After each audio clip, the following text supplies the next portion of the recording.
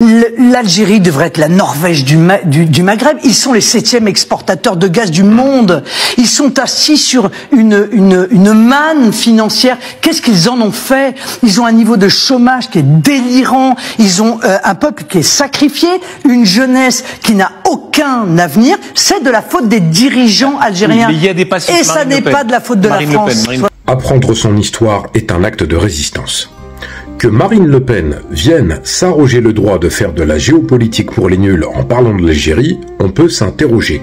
En tant que députée, je dirais qu'elle est dépitée, mais pire que cela, son analyse est vraiment fallacieuse, parcellaire, partiale, voire impartiale. Bon, elle nous dit l'Algérie devrait être la Norvège. Ok, merci Marine Le Pen pour les leçons. Merci pour l'ingérence. Je vous renvoie au livre d'Akram Belkaïd, qui s'appelle, le titre c'est L'Algérie empêchée en 100 questions. Ce livre répond point par point à Marine Le Pen. Moi je vous en fais un résumé qui est très simple. 132 ans de colonisation, un pillage organisé par la France, des millions de victimes. Ça c'est le premier point. Avant que l'Algérie soit colonisée par la France, l'Algérie c'était pas la Norvège. L'Algérie, c'était au-dessus de la Norvège et au-dessus de la France, puisque la France empruntait à l'Algérie pour pouvoir déjà nourrir son armée napoléonienne, je le rappelle, et aussi pour pouvoir nourrir son peuple. Ça, c'est le premier point. Le deuxième point, c'est que l'Algérie n'était pas endettée, l'Algérie était un pays, entre guillemets, avec une certaine modernité par rapport à nombre de pays européens, mais en tout état de cause, après 1830 et ses 132 ans de colonisation. En 1962, quand l'Algérie devient indépendante, au prix de millions de martyrs, il est très clair que l'Algérie, économiquement, est par terre, puisque contrairement à ce que dirait Lugan le moustachu, on vous a laissé des routes, des hôpitaux, etc. Il faut bien avoir en tête que la France a fait en sorte que l'Algérie ne puisse pas se redresser. C'est démontré économiquement et historiquement. C'est-à-dire que quand l'Algérie rejoint le concert des nations, le président Ouari Boumedienne est en Algérie, il y a les dissensions au sein du FLN, entre Ben Bella, etc.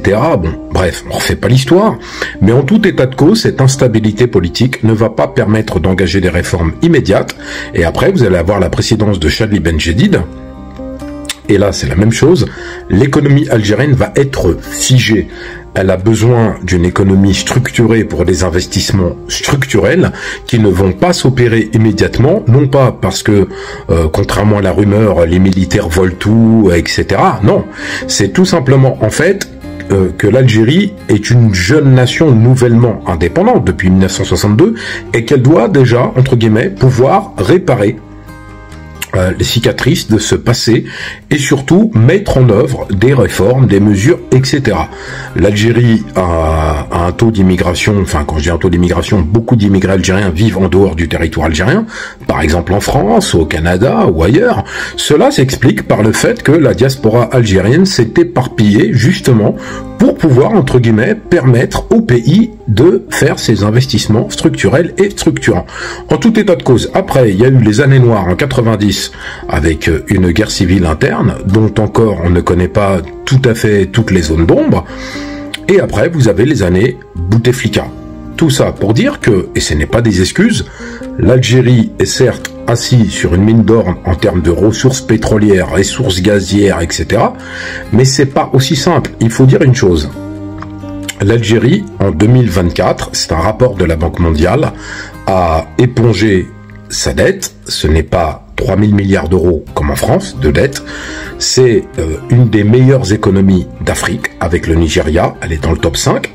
Et au-delà de cet aspect-là, l'Algérie est un pays en plein essor qui a engagé des dépenses structurantes sous la présidence du président Tebboune et il est clair qu'il y a un dynamisme, il y a un investissement sur tous les secteurs, c'est en cours de progression. Excusez-nous, Marine Le Pen, si l'Afrique doit se redresser d'abord de cette colonisation destructrice de la France, mais dire que l'Algérie ce serait la faute de ses dirigeants ou la faute de un tel ou un tel, c'est une analyse qui est biaisée.